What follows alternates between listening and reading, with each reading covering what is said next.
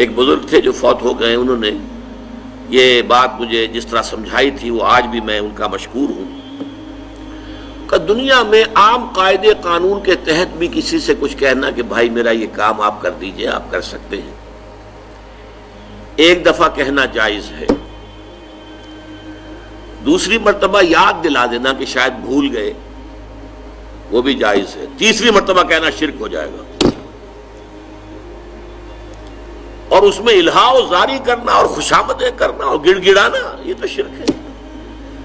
تم نے یہ سمجھا ہے کہ تمہارا کام یہی کر سکتا ہے، کام کرنے والا تو اللہ ہے۔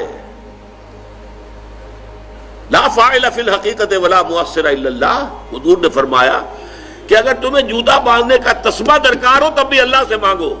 کسی کے سامنے سوال کا جو ہاتھ جو ہے وہ دراز نہ کرو۔ اللہ نے تمہیں ایک عزت نفس دی ہے، اس عزت نفس کو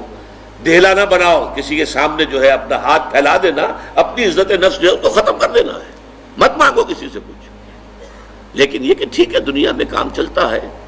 حضور کا شکی شان تو یہ تھی کہ اگر آپ سواری پر ہوتے تھے اور آپ کی چھڑی گر گئی تو سواری کو بٹھا کے اس سے اتر کر چھڑی خود اٹھاتے تھے، آپ کسی اپنے ساتھی سے یہ نہیں کہتے تھے کہ میری چھڑی پکڑا دو مجھے۔ آپ کی تو غیرت کا عالم جو ہے وہ بہت بلند تھا، بہت بلند تھا، بہت بلند تھا۔ لیکن دنیاوی عام طریقے سے یہ کہ ٹھیک ہے بھئی آپ ایک کام ہے آپ کر سکتے ہیں، یہ کر دیجیے، اس نے کہہ دیا ٹھیک ہے میں کروں گا، پھر بھول گیا یا کچھ اور ہوا،